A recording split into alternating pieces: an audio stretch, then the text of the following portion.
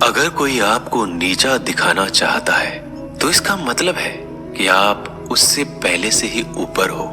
जिंदगी जीने के लिए मिली है, इससे लोग क्या सोचेंगे यह सोचने में बर्बाद मत करो।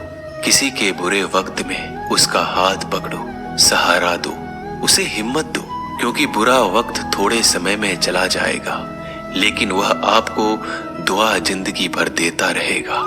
मनुष्य सुबह से शाम तक काम करके उतना नहीं थकता जितना चिंता और क्रोध के एक क्षण में थक जाता है। संबंध परमात्मा से अच्छे बना लो तो तुम्हें किसी की जरूरत नहीं पड़ेगी। तुम खुद सबकी जरूरत बन जाओगे। सलाह देने तो हजारों आते हैं लेकिन जब साथ देने की बारी आती है तो केवल भगवान आते हैं। जीतने के बाद तो सारी दुनिया गले लगाती है, क्योंकि जो आज आपके साथ है वह कल आपके खिलाफ हो सकते हैं। बिना मतलब के कोई आपकी इज्जत नहीं करेगा, लेकिन खुद को इतना काबिल बनाओ कि लोग बिना मतलब के भी आपका इज्जत करें। भगवान कहते हैं सोने से पहले तुम सबको माफ कर दिया करो और तुम्हारे जागने से पहले मैं तुम्हें माफ कर दूंगा। भगवान ऑक्सीजन की तरह है जिन्हें आप देख नहीं सकते लेकिन उसके बिना आप रह भी नहीं सकते। कोई और तुम्हारी मदद नहीं कर सकता, अपनी मदद स्वयं करो। आप खुद के सबसे अच्छे मित्र हैं और सबसे बड़े दुश्मन भी। इंसान तब समझदार नहीं होता जब वह बड़ी बातें करने लगे, बल्कि समझदार तब होता है जब वो छोटी छोटी बातों को समझने लगे। आप किस समय सही थे इसे कोई याद नहीं रखता, लेकिन आप किस समय गलत थे ये सब याद रखते हैं। सब दुख दूर होने के बाद ही मन प्रसन्न होगा, यह आपका भ्रम है। मन प्रसन्न रखो, सब दुख दूर हो जाएंगे, ये हकीकत है। किसी भी व्यक्ति की कोई भी बात बुरी लगे तो दो तरह से सोचो। यदि व्यक्ति महत्वपूर्ण है तो भूल जाओ और बात महत्वपूर्ण है तो व्यक्ति को भूल जाओ। रिश्तों का संबंध सिर्फ रक्त से नहीं होता। जो मुसीबत में हाथ थाम ले उससे बड़ा कोई रिश्ता नहीं होता। भगवान कहते हैं तुम सब कुछ मुझे सौंप दो, सारा दर्द परेशानी, और बिल्कुल हल्के होकर मुझे याद करो। धीरे धीरे तुम्हारा जीवन बदल जाएगा। हर रोज रात को सोने से पहले भगवान को अपनी पूरी दिनचर्या बता के सोएं। अगर आपके द्वारा किसी का दिल दुखा है तो मन ही मन उससे माफी मांगे। अगर आपका किसी ने दिल दुखाया है तो उसे माफ करके सारी चिंताएं भगवान को सौंप कर सो जाए। यकीन मानिए इससे आपकी जिंदगी खुशनुमा बन जाएगी। क्रोध बोला हुआ एक शब्द इतना जहरीला हो सकता है कि आपकी हजार प्यारी बातों को एक मिनट में नष्ट कर सकता है। सबको हंसाना लेकिन किसी पर भी हंसना मत। सबके दुख बांटना लेकिन किसी को दुखी मत करना। सबकी राह में दीप जलाना लेकिन किसी का दिल जलाना मत। यही जीवन की रीत है, जैसा बोओगे वैसा ही पाओगे। दुआएं और प्रार्थनाएं असंभव को भी संभव बना देती है। ईश्वर को ना हमारे तन की जरूरत है ना धन की, उसको तो बस पवित्र मन की जरूरत है। इसलिए वो हमें कुछ भी छोड़ने के लिए नहीं कहता, बस कहता है बच्चे मन से विकार छोड़ो, गंदे विचार छोड़ो। जो आने वाला है वो हमेशा गुजरे हुए कल से बेहतर होगा। यही एक सोच आपके जीवन में कभी निराशा नहीं होने देगी। झूठ कितना अजीब है, खुद बोलो तो अच्छा लगता है, दूसरे बोले तो गुस्सा आता है। खुशियां चाहे किसी के साथ भी बांट लो, पर गम हमेशा भरोसेमंद इंसान के साथ ही बांटना चाहिए।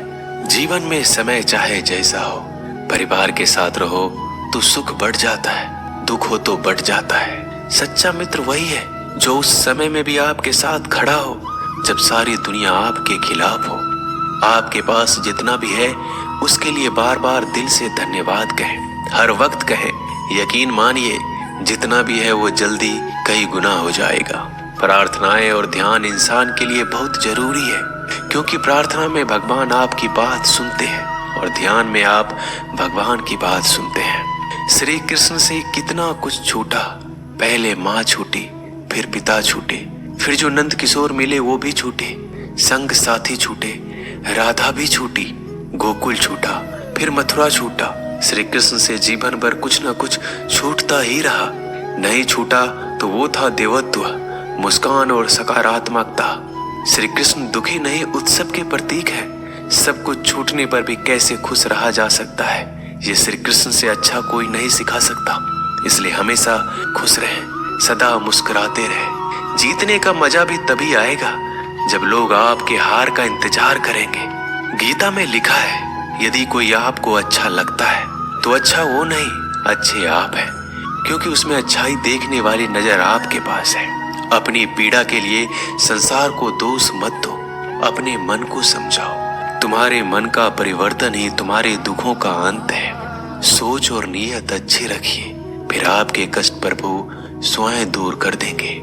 याद रखना, भगवान से कभी उम्मीद छोड़ना नहीं और दुनिया वालों से कभी उम्मीद रखना नहीं। सुख दुख एक सिक्के के दो पहलू है। जहाँ सुख होगा वहाँ दुख भी होगा, जहाँ दुख होगा वहाँ सुख भी होगा। इसलिए सुख दुख के बारे में बिना सोचे निरंतर अपने लक्ष्य को प्राप्त करने के लिए प्रयास करते रहना चाहिए। एक बात हमेशा याद रखना, किसी के सामने गिड़गिड़ाने से ना मोहब्बत मिलती है ना इज्जत। इसलिए अपने स्वाभिमान को जिंदा रखो। कोई अगर आपकी किस्मत में होगा तो आपके पास खुद ही चलकर आएगा। दूसरों को हराने का मौका मत दो, बस खुद को आगे ले जाने की जिद पालो। कभी हार ना मानने की आदत ही एक दिन जीतने की आदत बन जाती है। सिर्फ दो चीजें मनुष्य के भाग्य का निर्माण करती है। पहला, स्वभाव। अगर आपके स्वभाव में अच्छाई, विनम्रता और गुण है तो आपका भाग्य चमकेगा। अगर आपका स्वभाव क्रोधी है, आलसी है, तो आपका भाग्य बिगड़ना अनिवार्य है। इसलिए अपने स्वभाव को मधुर और आकर्षित बनाइए। दूसरा, आपकी वाणी। बोलना तो आदमी 2.5 साल की उम्र में ही सीख जाता है, परंतु कब, कहाँ और कैसे बोलना है उसे यह जिंदगी भर भी नहीं समझ पाता। जिसे ये बोलना आ गया कि कब, कहाँ और कितना बोलना चाहिए, समझ लो उसे सफल होने के लिए कोई नहीं रोक सकता।